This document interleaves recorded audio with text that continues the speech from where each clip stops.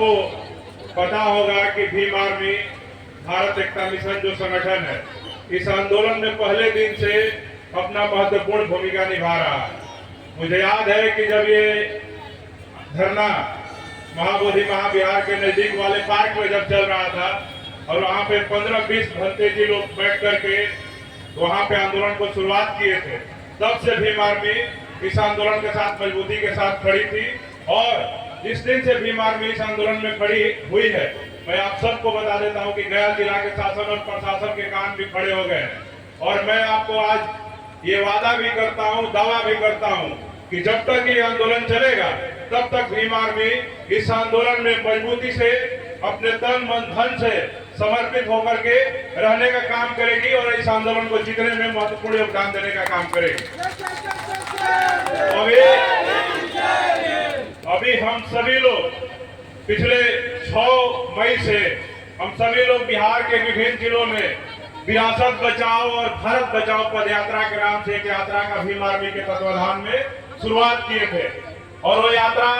मोतिहारी के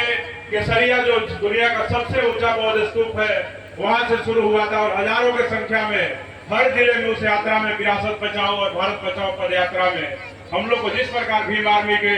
ऊर्जावान कार्यकर्ताओं पदाधिकारियों ने और वहां के जन समूह ने जिस प्रकार का समर्थन दिया, इससे सीधे प्रतीत होता था कि ये जो विरासत बचाओ भारत बचाओ पद यात्रा है वो यात्रा धीरे धीरे बड़ी होती जा रही थी। लेकिन बीच में देश में भारत और पाकिस्तान सीमा पे तनाव को देखते हुए और देश हित में जिस प्रकार लगातार बमबारी गोलीबारी की घटनाएं हो रही थी और खबर जब तक हम लोग के पास पहुंची तो हम सब ने सोचा कि सबसे पहले देश है, जब देश बचे रहेगा तो हम लोग विरासत को भी बचा लेंगे। तो हम लोगों ने देश बचाने के लिए 10 तारीख को फैसला लिया कि हम लोग अपनी यात्रा को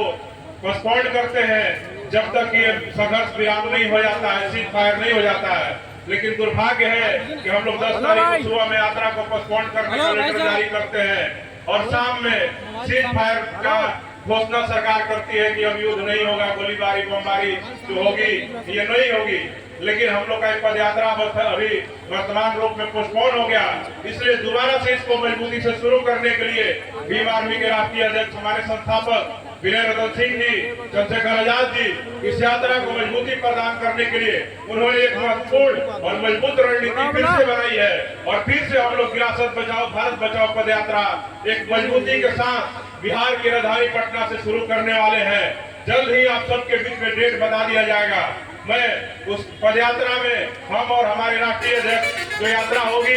उसमें बिहार की राजधानी पटना में वहां पे हजारों हजार की संख्या में हम लोग आज भी मैं घोषणा करता हूं कि जब हमारी पदयात्रा शुरू होगी तो महाबोधि महाविहार मुक्ति आंदोलन बीटीएफ को रद्द कराने के लिए सबसे पहले पदयात्रा हमारी पटना पहुंच चुकी थी। मोतिहारी मुजफ्फरपुर वैशाली होते हुए तो हम लोग फिर से पटना में हजारों की संख्या में इकट्ठे होकर के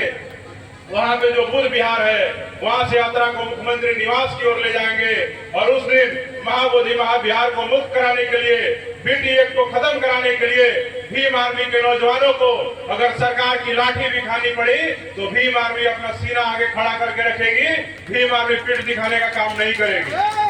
और हम सभी लोग उस दिन पद यात्रा के माध्यम से सरकार को बता देंगे कि भीम आर्मी का मंशा क्या है। अभी तक हम लोग शांति की बात कर रहे थे, लेकिन हमारे ऊपर अगर भारत के संविधान का रक्षा सुरक्षा कर पाने में और देश के बौद्धों के धार्मिक जो अधिकार है उसको सुरक्षित कर पाने में अगर सरकार नाकाम होती है तो मैं सरकार को चेतावनी के तौर पे कहना चाहता हूं कि हम सब लोग संविधान को मानते हैं, बुद्ध को मानते हैं, बाबा साहब डॉक्टर अम्बेडकर को मानते हैं। इसका मतलब ये नहीं है कि हम लोग कायर और कमजोर लोग हैं। हम भीम आर्मी इतनी ताकत जरूर रखती है कि जिस दिन जरूरत पड़ी हमारे नेता और हमारे समाज ने अगर आग्रह किया तो हम दावे के साथ कहते हैं कि महाबोधि महाविहार से फर्जी बैठे हुए पंडित पुरोहितों को उखाड़ फेंकने के लिए हम भीम आर्मी के लोग सक्षम हैं और उखाड़ने का भी काम करेंगे। और जो बीटीएफ है अभी हम सब लोग अभी बिहार के राज्यपाल से वार्तालाप कर रहे थे। मैंने बिहार के राज्यपाल को भी कहा कि ऐसी स्थिति सरकार नहीं पैदा होने दे कि जिस प्रकार से बाबरी मस्जिद को विध्वंस करके हिंदुओं ने वहां पे कब्जा जमा लिया। तो वो तो आपने गलत किया, दूसरे धर्म की चीजों को कब्जा किया, लेकिन यहाँ तो हमारे बौद्ध धर्म की बात है। यहाँ बौद्ध धर्म की बात है। हम बौद्ध धर्म की रक्षा करने के लिए महाबोधि महाविहार को मुक्त कराने के लिए, बीटी एक्ट को रद्द कराने के लिए हम सभी भीम आर्मी के लोग क्रांति का प्रतीक जो है हम लोग अपने झंडा और डंडा मजबूती के साथ पहले संवैधानिक दायरे में रह करके संघर्ष कर रहे हैं, अपनी मांगों को मनवाने का प्रयास कर रहे हैं। अगर सरकार हमारी मांगों को नहीं मानती है तो मैं आपके बीच कह के जाता हूं कि सरकार के जो लोग यहाँ पे बैठे होंगे, आईबी, एलआईओ, डीआईओ जो भी है, मैं उनको भी कह देता हूँ, सरकारी जो तंत्र है कि सरकार को आप मैसेज दे देना कि भीम आर्मी इस मामले में बहुत बड़ी तैयारी करके चल रही है। और जिस दिन ये भारत बचाओ